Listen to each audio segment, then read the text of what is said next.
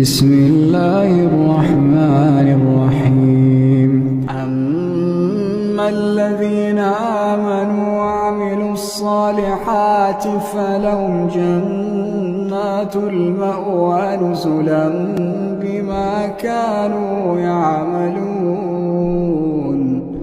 وأما الذين فسقوا فمأواهم النار كلما أرادوا أن يخرجوا منها أعيدوا فيها.